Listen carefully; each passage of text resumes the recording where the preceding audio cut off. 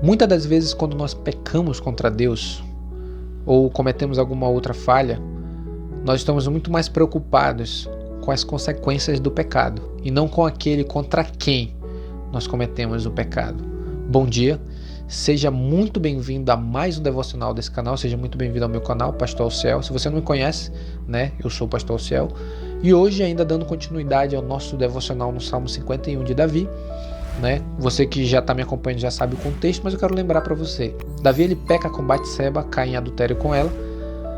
Para esconder o adultério, ele mata o esposo de Batseba, Urias, que era um dos seus soldados, Leva ele para a guerra, manda ele para a guerra e lá ele morre. E ele tenta encobertar, ele mente para encobrir o seu pecado.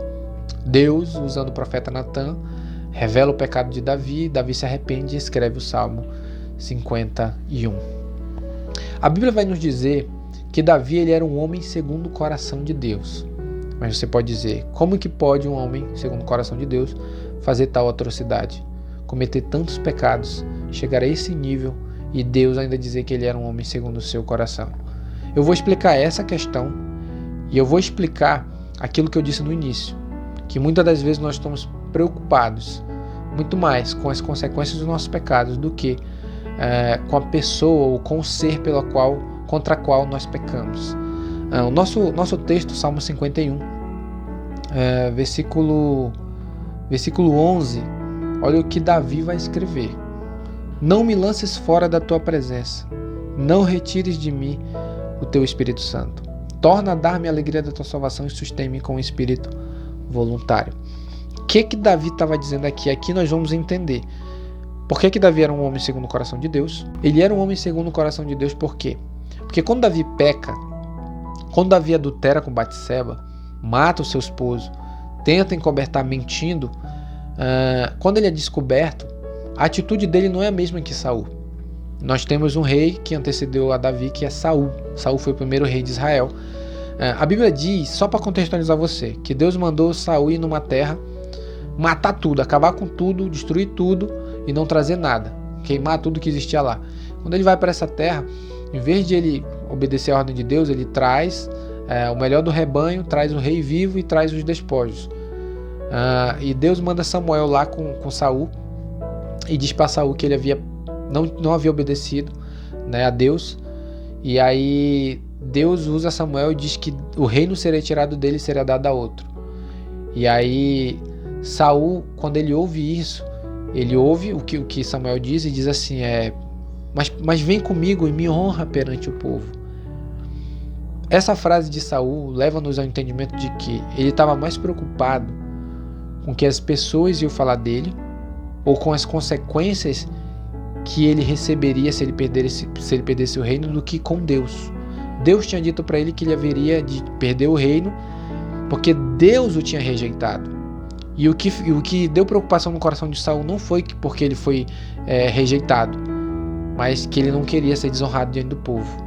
Agora, quando nós vamos para Davi, nesse Salmo 51 aqui, que ele está escrevendo isso aqui, o medo de Davi não era de perder a coroa, não era de perder o reino, não era de perder a posição, as posses, as riquezas. O medo de Davi era de ele ser rejeitado por Deus. Porque olha o que ele diz, eu quero ler de novo o versículo 10. Não me lances fora da tua presença, não retires de mim o teu Espírito Santo. Davi estava preocupado com o quê? De Deus o rejeitar e o lançar para fora do seu reino. Esse era o medo de Davi. Esse era o medo que Davi tinha. E ele diz assim, torna a dar-me a alegria da tua salvação e sustém-me com o espírito voluntário. Davi, ele estava com medo de perder a comunhão com Deus. Por isso que ele escreve aqui. E esse é o motivo pelo qual a Bíblia diz que ele era um homem segundo o coração de Deus. Porque mesmo estando ali naquela situação, ele não estava preocupado que ele ia ficar sem o reino. Ele não estava preocupado com nada dessas coisas. A preocupação de Davi era em perder a comunhão com Deus. Agora, trazendo a aplicação para a nossa vida. Muitas das vezes, quando nós pecamos, nós erramos, nós estamos mais preocupados com as consequências. Por exemplo, uma pessoa que cai em adultério, está ali na prática do adultério. Quando ela é descoberta, aí que ela chora. Aí que ela se desespera, mas enquanto ela estava ali na prática do adultério, ela não estava preocupada. E quando descobrem o ato que ela estava fazendo, ela se desespera porque pode perder o casamento, porque pode perder a casa, porque pode perder o carro, porque pode perder os filhos, porque pode perder isso, porque pode perder aquilo.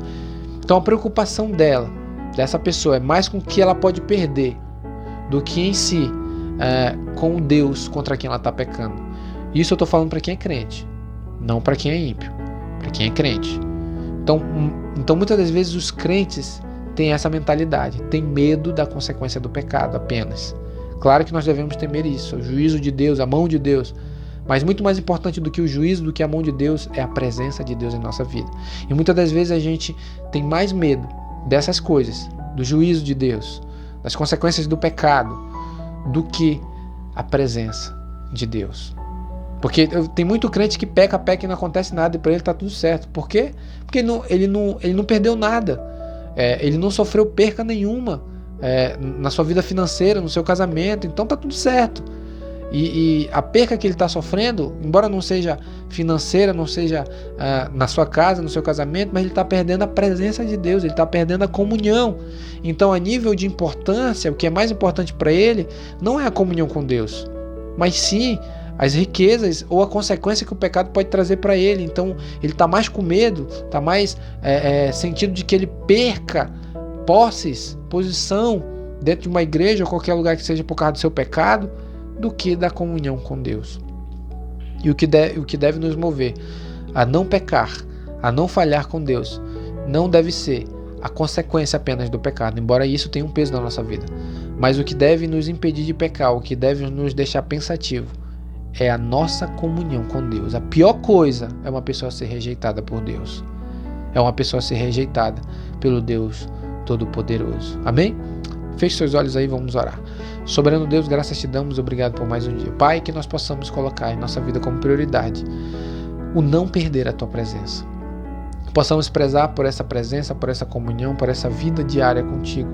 Não viemos trocar o Senhor por prazeres, por alegrias passageiras desse mundo. Que não viemos trocar o Senhor por riquezas ou por qualquer coisa que nós possamos alcançar nessa vida, um prazer momentâneo e passageiro. Mas que o Senhor seja o principal em nossas vidas. É o que eu te peço. Livra-nos de pecar contra ti. Em nome de Jesus. Amém.